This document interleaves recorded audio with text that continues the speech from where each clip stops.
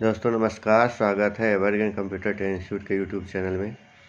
आज हम railway LP में पूछे जाने वाली इलेक्ट्रीशियन ट्रेड से वन लाइनर क्वेश्चन लाए हैं जो एलपी सीबीटी 2 में बहुत ही मदद करेंगे। तो शुरू करते हैं आज का यह सेशन। और आज के सेशन का पहला सवाल है,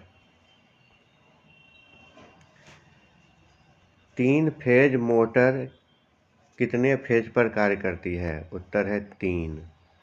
3 फेज मोटर में कितने तार होते हैं? उत्तर 3 या 4 तटस्थीय सहित।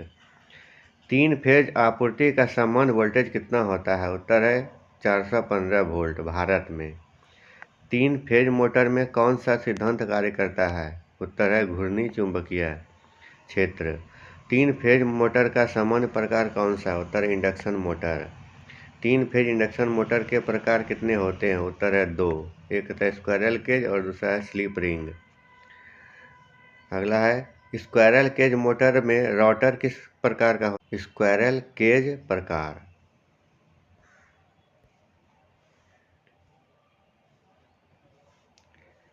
तीन फेज मोटर का उपयोग कहाँ होता है? उत्तर उद्योगों में।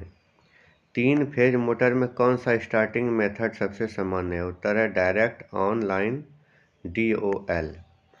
DOL स्टार्टर का उपयोग किन मोटरों के लिए किया जाता है? उत्तर है छोटी मोटरों के लिए, लेस देन 5 HP, यानी 5 HP से कम के लिए DOL स्टार्टर का उपयोग किया जाता है।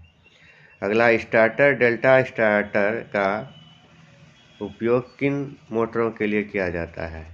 स्टार डेल्टा स्टार्टर का उपयोग किन मोटरों के लिए किया जाता है? उत्तर है बड़ी मोटरों के लिए, यानी 5 HP से ज़्यादा। स्टार डेल्टा स्टार्टर मोटर के वोल्टेज को कितना कम करता है? उत्तर है लगभग 1/√3 गुना। 3 फेज इंडक्शन मोटर में कौन सा वोल्टेज और करंट अनुपात होता है? उत्तर 1:√3। 3 फेज मोटर में कौन सा लॉस अधिक होता है? उत्तर आयरन लॉस। 3 फेज मोटर में सबसे अधिक इफिशियंसी किस अवस्था में होती है? उत्तर है पूर्ण लोड पर। 3 फेज मोटर में कौन सा प्रभाव नहीं होता है? उत्तर सिंगल फेजिंग। सिंगल फेजिंग में से बचने के लिए कौन सा डिवाइस उपयोग करते हैं? उत्तर है thermal overloading relay. 3 phase motor का पावर फैक्टर कैसा होता है? उत्तर है 0.8 से 0.9। 3 फेज मोटर में स्टार्टर में कौन सा वाइंडिंग होता है? उत्तर 3 फेज वाइंडिंग। रोटर वाइंडिंग का किस प्रकार कनेक्शन होता है? उत्तर डेल्टा। 3 फेज मोटर की गति क्या होती है? उत्तर सिंक्रोनस गति के निकट। सिंक्रोनस गति का सूत्र क्या होता है? NS बराबर 120 F/P। यदि फ्रीक्वेंसी 50 हर्ट्ज और पोल 4 है तो सिंक्रोनस गति क्या होगी? उत्तर है 1500 RPM। इंडक्शन मोटर में स्लिप क्यों होती है? उत्तर है प्रेरण धारा उत्पन्न करने के लिए। स्लिप का सामान्य मान कितना होता है? उत्तर 2% से 6%। 3 फेज मोटर में कौन सा करंट उच्च होता है? उत्तर starting torque current. Starting current को कम करने के लिए कौन सा स्टार्टर उपयोग होता है? उत्तर है star delta starter. 3 phase motor का ब्रेकडाउन टॉर्क कैसा होता है? उत्तर अधिकतम। 3 फेज मोटर में कौन सा रिले सुरक्षा प्रदान करता है? उत्तर ओवरलोड रिले।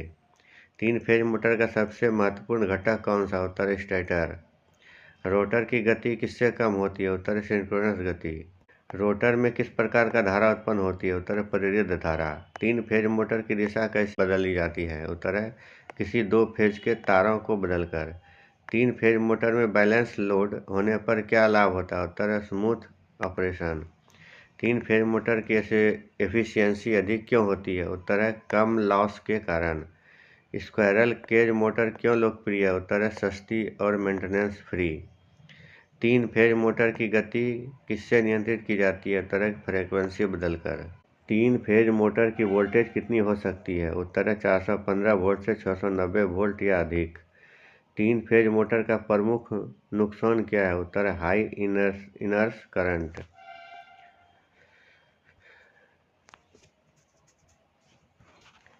3 फेज मोटर का प्रमुख नुकसान क्या है? उत्तर है high inrush current. 3 phase motor की लाइफ कितनी होती है? उत्तर है 15 से 20 वर्ष। VFD का उपयोग क्यों किया जाता है? उत्तर है गति नियंत्रण के लिए। सिंक्रोनस मोटर और इंडक्शन मोटर में अंतर क्या है? उत्तर है स्लिप का न होना। सिंक्रोनस मोटर की गति कैसे नियंत्रित की जाती है? उत्तर है फ्रीक्वेंसी से। 3 फेज मोटर का उपयोग कौन कौन से उद्योग में होता है? उत्तर है सभी प्रमुख उद्योगों में। स्टेटर वाइंडिंग की इनपुट आपूर्ति कैसे होती है? स्टेटर वाइंडिंग की इनपुट आपूर्ति कैसी होती है? एसी होती है। रोटर वाइंडिंग का आउटपुट कैसा होता है? उत्तर है एसी। रोटर करंट का उत्पादन कैसे होती है? उत्तर प्रेरण के द्वारा। रोटर की गति को क्या नियंत्रित करता है? उत्तर है फ्रीक्वेंसी। डीसी मोटर और एसी मोटर में प्रमुख अंतर क्या है? उत्तर है आपूर्ति का प्रकार। 3 फेज मोटर का एफिशिएंसी कैसी होती है? उत्तर है उच्च। रोटर रेजिस्टेंस कंट्रोल किस मोटर में उपयोग होता है? उत्तर है slip ring motor. 3 phase induction motor का मुख्य उपयोग क्या है? उत्तर है पंप, ब्लोअर और फैन। 3 फेज मोटर की स्टार्टिंग टॉर्क कैसी होती है? उत्तर है मध्यम। स्लिप का मान क्या दर्शाता है? उत्तर है गति का अंतर। 3 फेज मोटर में कौन सा लॉस प्रमुख है? उत्तर है ताम्र हानि। स्टार डेल्टा कनेक्शन क्यों किया जाता है? उत्तर है स्टार्टिंग करंट कम करने के लिए। 3 फेज मोटर कितने प्रकार की होती है? उत्तर सिंक्रोनस और इंडक्शन। मोटर के ओवरलोड सुरक्षा के लिए क्या उपयोग होता है? उत्तर thermal overload relay. 3 phase motor कितने हर्ट्ज पर काम करती है? उत्तर 50 हर्ट्ज से या 60 हर्ट्ज। स्लिप रिंग मोटर में ब्रश क्यों उपयोग होते हैं? उत्तर है बाहरी रेजिस्टेंस जोड़ने के लिए।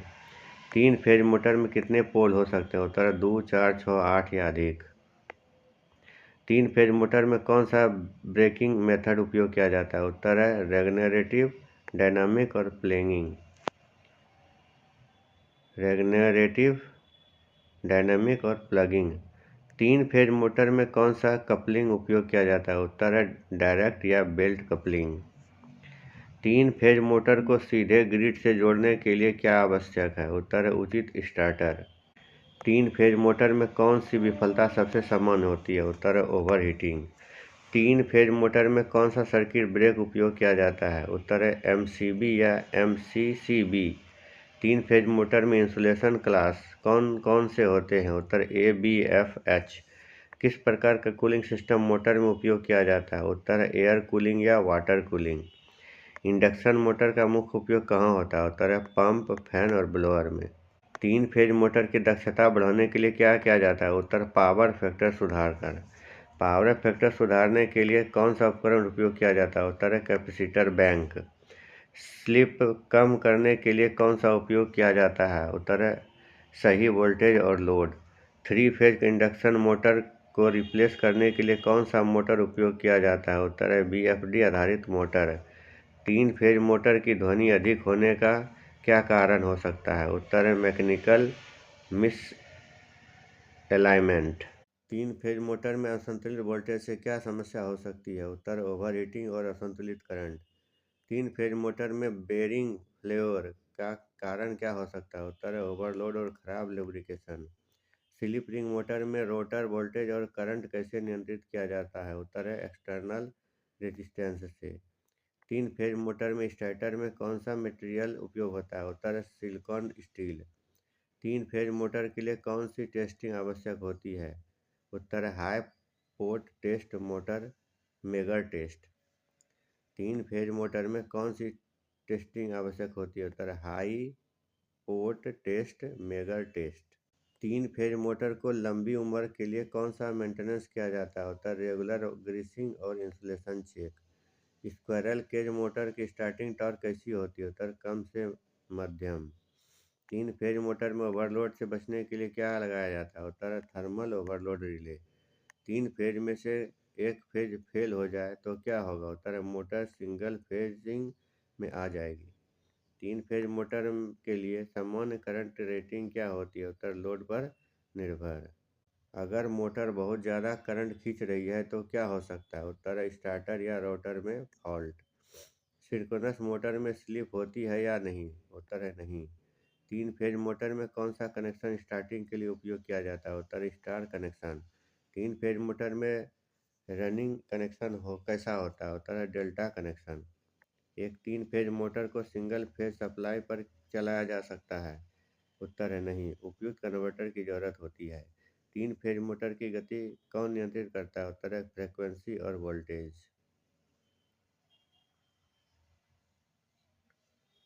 VFD का फुल फॉर्म क्या होता है? उत्तर है वेरिएबल फ्रिक्वेंसी ड्राइव।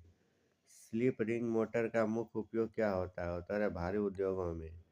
तीन फेज मोटर में किस प्रकार का ब्रेकिंग कुशल होता है? उत्तर है इलेक्ट्रिकल ब्रेकिंग। तीन फेज मोटर का स्टार्टर वाइंडिंग कैसी होती है? उत्तर है तीन फेज वाइंडिंग। अगर तीन फेज मोटर चालू नहीं हो रही हो तो क्या संभावित कारण हो सकती है? अगर तीन फेज मोटर चालू नहीं हो रही तो क्या संभावित कारण हो सकते हैं? उत्तर है फेज लॉस, स्टार्टर फेल या ब्रेकर ट्रिप। तीन फेज मोटर को कौन से इंस्ट्रूमेंट से टेस्ट किया जाता है? उत्तर है मल्टीमीटर, क्लैंप मीटर। तीन फेज मोटर में कौन सा ओवरलोडिंग इंडिकेटर होता है? उत्तर है हीटिंग और करंट इंक्रीज। तीन फेज मोटर में लो वोल्टेज से क्या समस्या हो सकती है? उत्तर हीटिंग और एफिशिएंसी घट जाएगी।